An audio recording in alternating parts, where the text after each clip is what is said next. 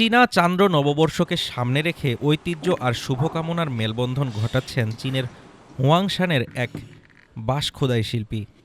প্রায় ৪ দশক ধরে এই শিল্পচর্চার সঙ্গে যুক্ত জাতীয় পর্যায়ের উত্তরাধিকারী ও খ্যাতনামা শিল্পী হং জিয়ানহুয়া এবার বাঁশে ফুটিয়ে তুলেছেন ২০২৬ সালের চীনা রাশিচক্রের প্রতীক ঘোড়া।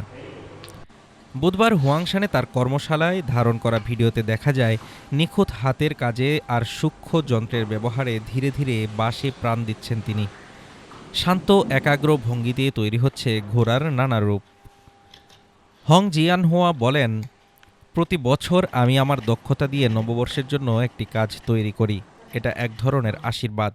তিনি আরও বলেন, আমি খোদাই করি সেই আশা আকাঙ্ক্ষাগুলোই যেগুলো সাধারণ মানুষ মনে লালন করে। 国家级传承人，也是中国工艺美术大师。 এবারের বাঁশ খোদাইয়ে ঘোড়াকে ঘিরে ফুটে উঠেছে চীনা সংস্কৃতির শুভ প্রতীক। এর মধ্যে রয়েছে মা সাং জিনবাও, যার অর্থ ঘোড়ার পিঠে চড়ে দ্রুত সম্পদ আসা, আর মা সাং রুই, যার অর্থ দেরি না করে ইচ্ছা পূরণ।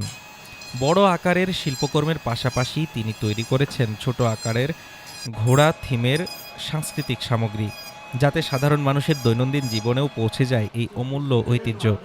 হং জিয়ানহুয়ার ভাষায়, এই অমূল্য সাংস্কৃতিক ঐতিহ্যের মাধ্যমে তারা চায় আরও বেশি মানুষ চীনের ঐতিহ্যবাহী সংস্কৃতিকে বুঝুক।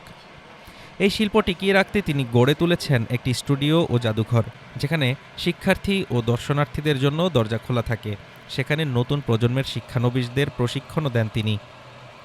হুইঝৌ অঞ্চলের বাঁশখোদাই শিল্পের সূচনা হয়েছিল মিং রাজবংশের সময়ে। বণিক ও পণ্ডিত সংস্কৃতির মিশ্রণ থেকেই এই শিল্পের বিকাশ।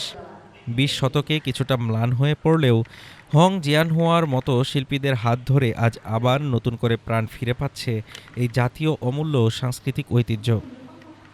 Desk report, Dhaka today.